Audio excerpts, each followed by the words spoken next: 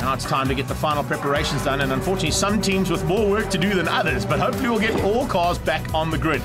And it looks like that's exactly what's happened. Henny Groenewald probably looking to get a victory here in the final one, as Gennaro Bonafide is on pole after setting the fastest lap in race number 1. Lights out, and here we go.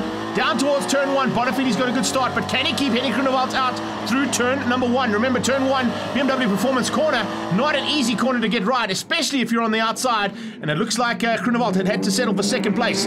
Going down into turn 2, an X-Con corner now. The GTI of Nathan is side by side with one of the Engine Extreme Audis, and you can see just how hard these guys are going to have to push now. This is what it's all about, the final race of the day for production cars. It's good to see Michael van Rooyen has managed to fix whatever problems he had in race number 2 with that Chef Cruise, and he's out there, and I'm sure he will be wanting to get some revenge on Simon Moss going into that final turn. So he really is a man on the charge at the moment, but he's got a Golf GTR right in his tail. Bonafide is the man out front. We saw in race 1 when he was out front, he was hard to beat, and this is definitely a big dice going on here between the GTRs and the Audis again. Oh, there's one of the Audis that spun. That looks like that is Simon Moss.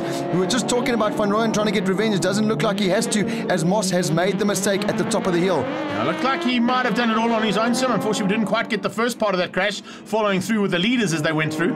But incredible stuff once again from Famato, up there into third place, right behind the 2 Sasol Audis. Here's a review as they head up towards the top of the hill into Sasol corner. Van Rooyen on the inside. Ooh, retribution is a word I'd like to use right there, because that's exactly what Michael van Rooyen, I think, was doing there.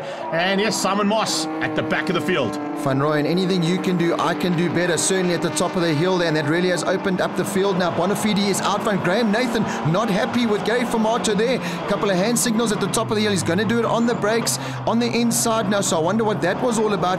But Famato is now going to sit behind the GTR man, and I'm sure that's not the last pass we see from these two. Yeah, I think what Graham was saying is, come on, let's get a move on. Let's get up to those Audis and work together, because unfortunately with the front-wheel drive cars, that's exactly what you have to do. The Quattro system cars are not going to be allowed next season, so it's all or nothing right now for these front-wheel drive guys. And Nathan, I think, thinks he's got a slight edge over the Ford.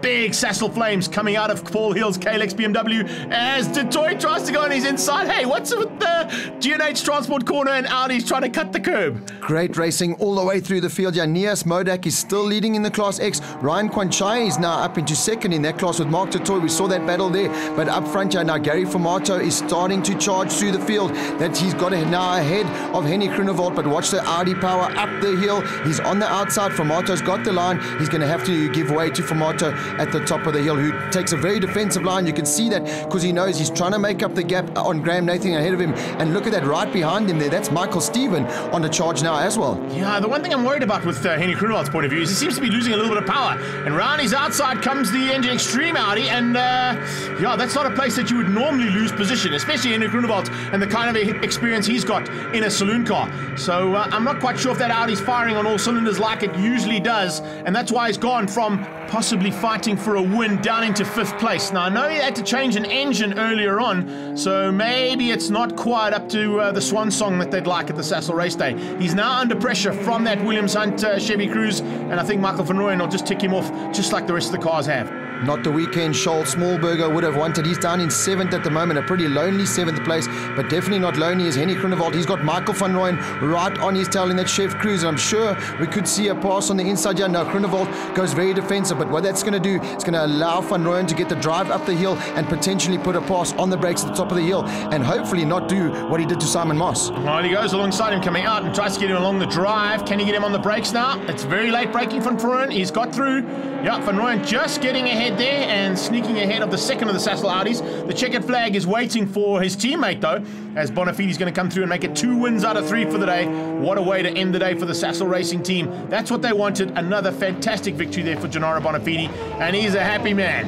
He's going to be DJing all out tonight, that's for sure. 2 race wins. That's going to do his championship all kinds of good. So it was Bonafide at the end. Graham Nathan, a good charge into second with Famato. Another podium finish for the day. Michael Stephen beating out Henny Groenewald, then Michael van Rooyen being dropped down into 6th place, ahead of Smallberger. Class X eventually going to Nias Modak, but in the championship heading to Desi's Raceway, it's Groenewald that now leads out by 9 points over Michael Stephen, Bonafide into 3rd and Nathan in 4th. We caught up with Barry Famato to find out how the day went. with the bigger tyres that we've run this year, we haven't been able to capitalise in qualifying and get the car up the grid enough, so it makes it quite difficult in the first race. But listen, we had fun today. It was good racing. Hope the crowd enjoyed it. It's a nice crowd out here today, so we look forward to being back sometime soon. Another unbelievable day there for big man Graham Nathan. Great job for the car. It did a great job all weekend. My team, superb job. Dean, everybody involved there. Dean, Chris, Peter. I can't say thank you enough. Steve Green, the whole bunch of you, everybody involved. Thank you very much. I can't mention them all. And my sponsors, Volkswagen Financial Services, Volkswagen Motorsport, and Volkswagen, and all the people out there who love the brand. Great job, great brand. Keep it going. Thank you very much. Gennaro Bonafide coming out of this with 2 wins. Awesome effort from the Sasol team. The car did exactly what I wanted to do, you know, every single lap. I must thank the guys. You know, for me, it might look like it's easy out there, but it's not. You know, you're pushing every lap, hitting your brake markers, but the equipment let me do it. And the Sasol Techno fuels and Techno oils are, you know, Sasol turbo fuels are just fantastic. You know, the lubes are just incredible. So we have to thank them.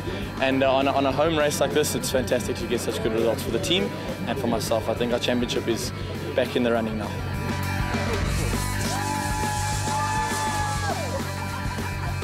Big celebrations on the podium there, and looking forward to heading down to Desi's Raceway in the